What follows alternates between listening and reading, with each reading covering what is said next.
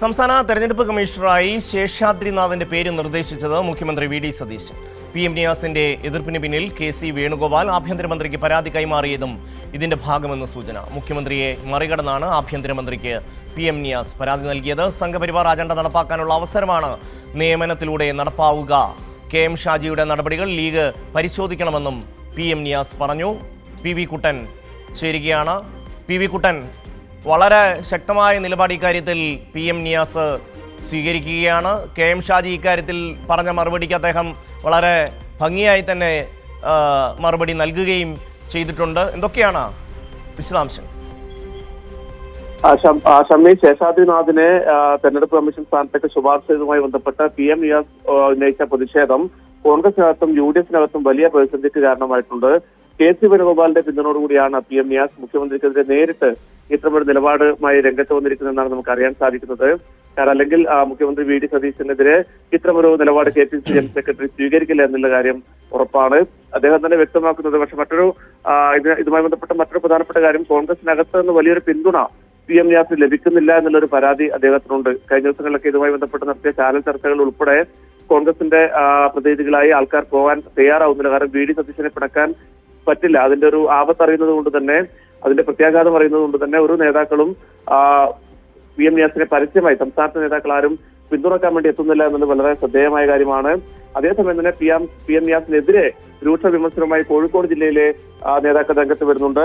PM നിയാസിനെതിരെ വലിയ വിമർശനമാണ് DCC general secretary Shaji Rafat ഫേസ്ബുക്കിലൂടെ ഇപ്പോൾ നടത്തിയിരിക്കുന്നത്. നിയാസിന് സ്വാർത്ഥ താല്പര്യമാണ്, മറ്റെന്തെങ്കിലും വിഷയം കൊണ്ടല്ല. ഇത് കൃത്യമായ സ്വാർത്ഥ താല്പര്യത്തിന്റെ ഭാഗമായിട്ടാണ് നിയാസ് ഇത്തരമൊരു നിലപാട് സ്വീകരിച്ചിരിക്കുന്നത്. സമൂഹത്തിന് മാന്യത പുലർത്തുന്നവരെ സംഘീപാളയത്തിലേക്ക് എത്തിക്കാനാണ് PM നിയാസ് ശ്രമിക്കുന്നത്. ഈ സ്വാർത്ഥ താല്പര്യത്തിന്റെ ഫലമായാണ് കോഴിക്കോട് കോർപ്പറേഷനിൽ നിയാസ് പരാജയപ്പെട്ടതും അതോടൊപ്പം തന്നെ അവിടെ സ്റ്റാൻഡിംഗ് കമ്മിറ്റിയിലേക്ക് അവിടെ UDF-ന് കോൺഗ്രസ് ഉറപ്പായി ലഭിക്കേണ്ട ഒരു സ്ഥാനം BJP-ക്ക് വെച്ച് നൽകിയതും നിയാസിന്റെ സ്വാർത്ഥ താല്പര്യം മൂലമാണ് എന്നുൾപ്പെടെയുള്ള രൂക്ഷമായ വിമർശനങ്ങളാണ് ഷാജി റഫാത്തിന്റെ ഫേസ്ബുക്ക് പോസ്റ്റിലുള്ളത്. അപ്പോൾ സ്വാഭാവികമായി ഇത് വളരെ കൃത്യമായ രണ്ട് ചേരികളായി ആരോപണ പ്രത്യാരോപണങ്ങൾ നടത്തുന്ന ഒരു സാഹചര്യമാണ് ഇപ്പോൾ ഉയർന്നു വന്നിട്ടുള്ളത്.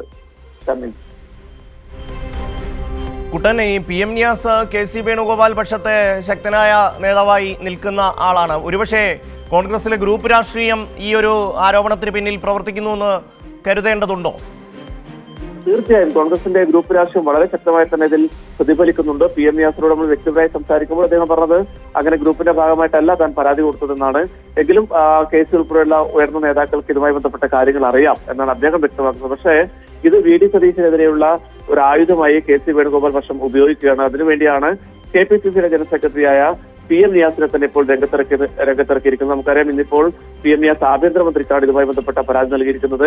അത് പരിശോധിക്കാമെന്ന് വളരെ പോസിറ്റീവായ മറുപടിയാണ് ആഭ്യന്തരമന്ത്രി നൽകിയതെന്നാണ് PM നിയാസ് പറഞ്ഞിരിക്കുന്നത്. അതുൾപ്പെടെ KC-യുടെ നിർദ്ദേശപ്രകാരമായിരിക്കാം എന്നാണ് ഇപ്പോൾ നമുക്ക് തോന്നുന്നത്. അതേസമയം തന്നെ മുഖ്യമന്ത്രിയെ കാണാൻ പറ്റുമെന്നറിയില്ല, കാണാൻ ശ്രമിക്കുന്നുണ്ടെന്നും അദ്ദേഹം പറയുന്നുണ്ട്. ഏതായാലും ഇത് കോൺഗ്രസിനകത്തെ കഴിഞ്ഞ ഈ മന്ത്രിസഭാ രൂപീകരണം, അതിന് മുമ്പ് തന്നെ മുഖ്യമന്ത്രി സ്ഥാന തർക്കം, ഈ ഘട്ടങ്ങളിലൊക്കെ വലിയ രീതിയിലുള്ള ഗ്രൂപ്പ് തർക്കങ്ങൾ കോൺഗ്രസ് ഉടലെടുത്തിരുന്നു. അതിന്റെ തുടർച്ചയായിട്ട് ഇപ്പോൾ ഓരോ ആയുധം V.D. സതീശനെതിരെ ഉപയോഗിക്കാനുള്ള ഓരോ ആയുധങ്ങളും കണ്ടെത്തി അത് വളരെ കൃത്യമായി പ്രയോഗിക്കുകയാണ് KC പക്ഷം എന്നാണ് നമുക്ക് ഇതിലൂടെ വ്യക്തമാവുന്നത്. ഷമി, PV കുട്ടനാണ് വിശദാംശങ്ങൾ നൽകിയത്.